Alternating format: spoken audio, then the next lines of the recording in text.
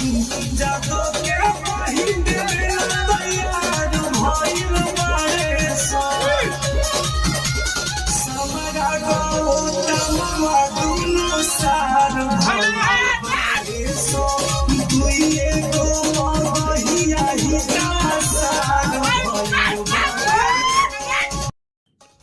तो फ्रेंड्स, ये सॉन्ग जो आप सुन रहे हैं ये बहुत ही तेज़ी से वायरल हो रहा है, जो कि ये टुनटुन यादव ने मगहिया जवान पर गाया है। बट ऐसा नहीं होना चाहिए, क्योंकि इस तरह के गाने से जातिवाद फैलते हैं।